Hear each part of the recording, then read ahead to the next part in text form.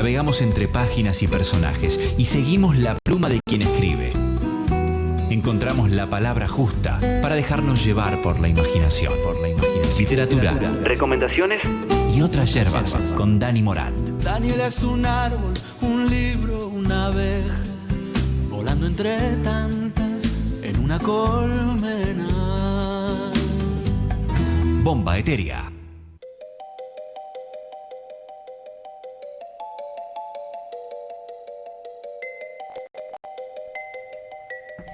Minutos pasaron de las 8 de la noche. Estamos en una una apertura música misteriosa. ¿Qué pasa? Acá. ¡Suspenso! Dani Morán. ¿Qué viste, Dani Morán? ¿Cómo andan? ¿Cómo le va? Bien, bueno, muy bien. Quiero decirle que estudié un poco para hoy, ¿eh? Bien, es como corresponde. Nada, Llegó el día. Quería traerles un poquito de... Nada, a veces uno no se da cuenta y lee, pero bueno, hay como toda una gente que se dedica a estudiar la literatura, ¿no? Lo que podríamos llamar en algún otro momento críticos de arte. Ajá. Y en base a eso también después se van como armando los géneros, ¿no? Las generaciones, porque así como hay generaciones de artistas que hemos estudiado en la escuela, hay también generaciones y movimientos artísticos y literarios y musicales, ¿no? Digo, hablando de la cultura en general, la literatura no escapa de estos movimientos. Pero hay algo muy cierto que se viene dando en los últimos años que está reviviendo un poco un momento, o sea, un recurso literario que viene de los inicios de la literatura argentina, que tiene que ver con el gótico rural, y para eso voy a arrancar mostrándoles este librito que se acaba de editar, que se llama Sombra Terrible, 10 cuentos del gótico rural argentino, ¿sí? Que tiene muchos autores contemporáneos muy surgientes, digamos, podríamos decir no tan conocidos. Hay uno que, por ejemplo, es Roberto Chuy Robanovich, que acaba de ganar el premio Clarín Novela. Es un pibe muy joven, muy tímido, que ganó el premio Clarín Novela, el premio Futurock Novela. O sea, el chabón en un año se ganó todos los premios. Bastante raro el muchacho, pero bien, claramente un gran escritor, ¿no? Siempre detrás de un gran escritor a veces podemos llegar a encontrar, o escritora, podemos llegar a encontrar a alguien como con una cabeza muy, muy compleja. Pero bueno, ahora vamos a hablar sobre los autores que están compilados en este libro, que es una compilación y el prólogo de Marcelo Acevedo, ¿sí? Que es un crítico literario, un doctor, pero también un escritor, que eligió esta editorial, que es una editorial que se llama Z, para hacer esta compilación, que realmente es buenísima, porque un poco trae a cuenta algo que está surgiendo hace bastante tiempo en la literatura argentina, que tiene que ver con volver un poco a las raíces, ¿sí? Si uno dice, bueno, un poco repaso el prólogo que él explica del porqué de este libro, dice, bueno, si uno dice cómo arranca la literatura argentina, arranca con una violación, ¿no? El primer cuento argentino es El Matadero, ¿sí? De Esteban Echeverría. Se considera el primer cuento argentino, que él lo escribió en 1830 aproximadamente. Y después de ese tiempo se publica después, ¿no? Pero este Matadero habla obviamente de la época rosista, enfrentamiento unitarios y federales, ¿no? Y cómo es una violación, ¿por qué? Porque él, obviamente, Esteban Echeverría estaba en contra del gobierno de Rosas, y relata en cómo unos muchachos rosistas querían violar a un pibe unitario, ¿no? Entonces uno dice, bueno, los críticos de la literatura argentina hablan del momento en donde la literatura argentina arranca con una violación, ¿no? Así es un poco lo que se trasfonda, porque lo que se vivía en ese momento era un enfrentamiento que tenía mucho esto del crisol del gaucho del momento, ¿no? Y del campo, y que hay una cuestión ahí que por eso se deriva la generación del 37, que no solo es El Matadero, sino que también es La Cautiva, poema también de Esteban Echeverría, en donde los indios cautivan a alguien que es criollo y lo tienen en el exilio, digamos, la tienen en cautiverio. Y después entramos con Facundo, Civilización y Barbarie, ¿no? De Sarmiento, que podrían ser los tres canónicos de la literatura argentina. Bien, esto inicia lo que se dice la generación del 37 y que se habla del gótico rural. ¿Por qué? Porque el gótico tiene que ver como esta cosa romanticona que era de la época, digamos, de la época también de ese siglo, del siglo XX, en términos de movimiento artístico, pero toda esa cosa romanticona se metía dentro de la historia argentina hablando de los gauchos, ¿no? De los enfrentamientos entre unitarios y federales, del gobierno de Rosas, ¿no? Y un montón de cuestiones. Lo que sucede últimamente, contemporáneamente, si nosotros hablamos de escritores como Diego Mucio, Luciano Lamberti, Samantha Sherwin, Mariana Enríquez mismo, Selva Almada, ¿no? Leo Yola, escritor de acá, del conurbano, son escritores que han vuelto mucho a estos recursos del gótico rural, ¿sí? ¿Por qué? Porque hay algo que un poco charlábamos, porque me tocó la posibilidad de charlar con Marcelo. Hay algo que la ciudad, que uno dice, bueno, hablamos de Cortázar, hablamos de Borges y demás, hablamos de la ciudad, claro, ¿no? Ellos como escenario tienen la ciudad. Hay algo que estos autores contemporáneos lo que están haciendo es volver al campo y en el campo armar lo que se dice una historia de terror, ¿no? Como un género trafiendo, ¿no? Uno podría decir, bueno, ahí hay un realismo extraño en algunos casos porque no termina de ser terror, son cosas que vos decís, ¿qué pasó acá? Sí, ¿no? como un poco oscuro, podríamos decir también, ¿no? Sí, medio oscura. Pará, Ladrillero de Selva Almada entra ahí. Exacto, ¿no? Sí, y fíjate tiene que Chicas Muertas justo Selva también. Almada, Sí.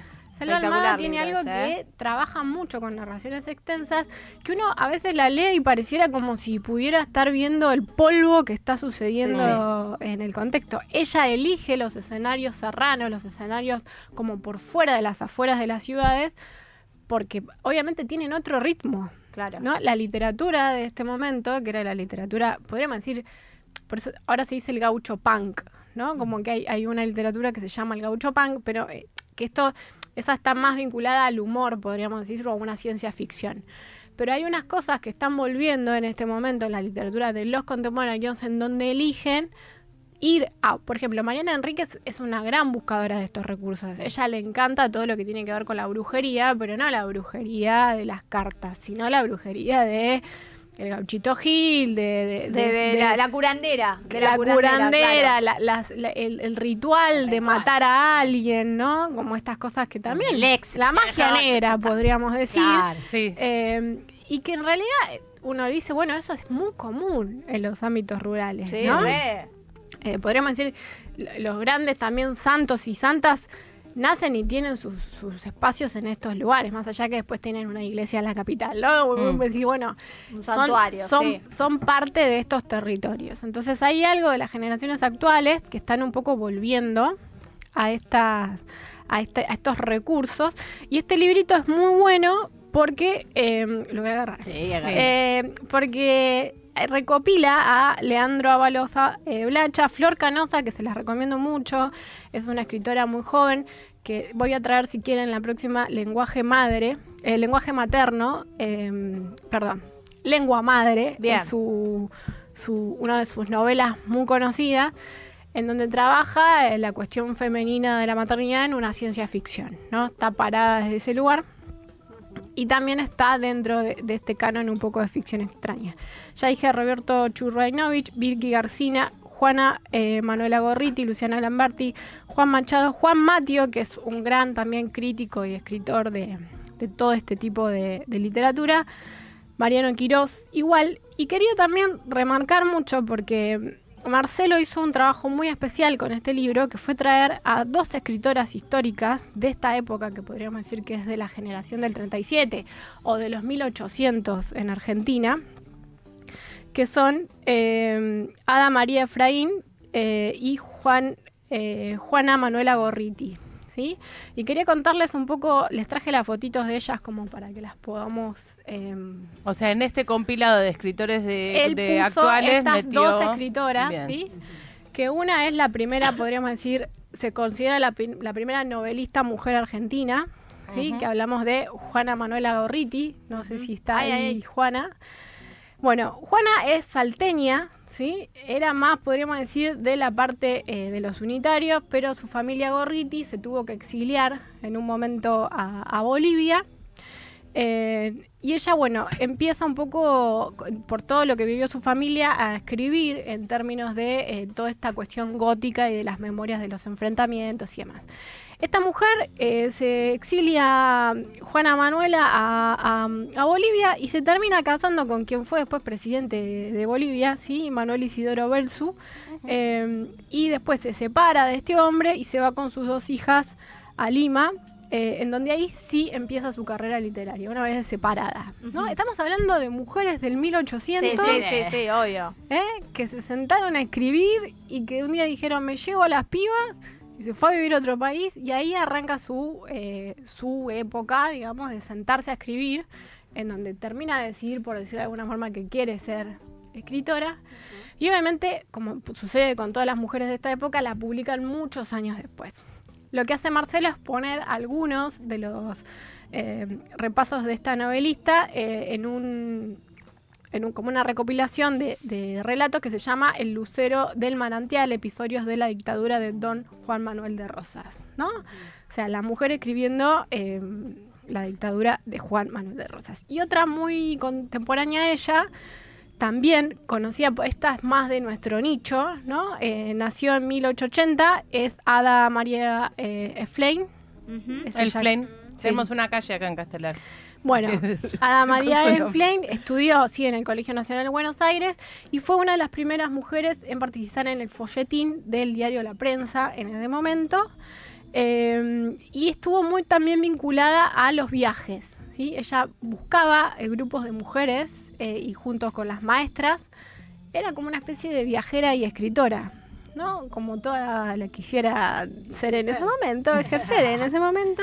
Publicó más de 2.000 artículos y 300 cuentos, ¿sí? Es una de las es muy reconocida como la precursora de la literatura infantil, pues ya estaba muy cerca siempre de las mujeres.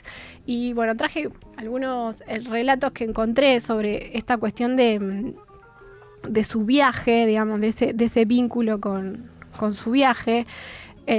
En donde decía, si alcanzamos el buen éxito, podrían estimularse otros grupos que desean llevar a cabo parecidos paseos saludables, instructivos, por los sitios históricos simplemente pintorescos del territorio argentino. A mi juicio, esta es una forma eficientísima de educación física y moral.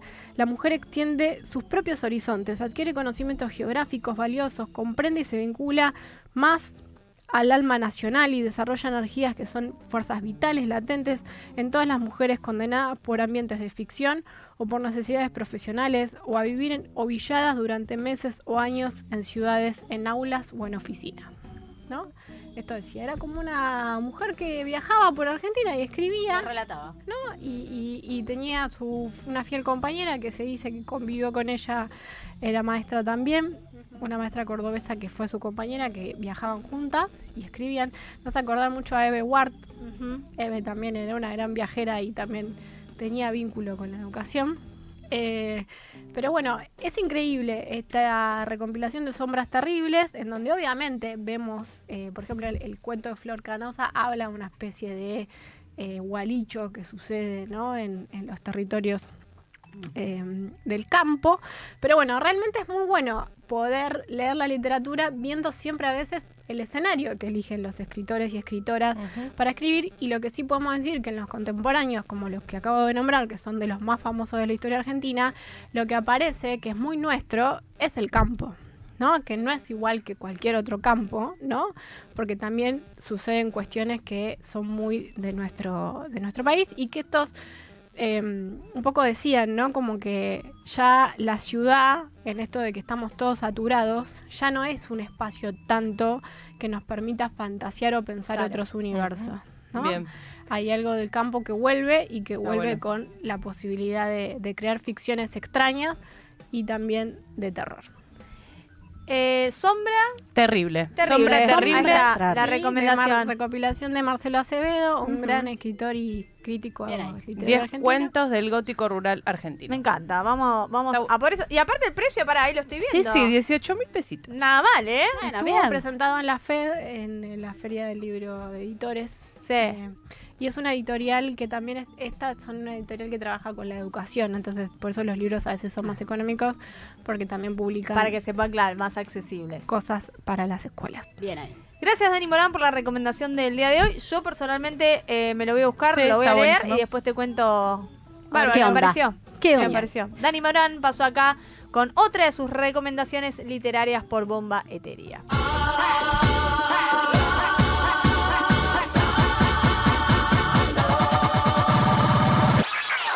Te fallamos, Thalía. No estamos arrasando con la vida. Bomba Eteria. En Tránsito. Papi, dámelo todo.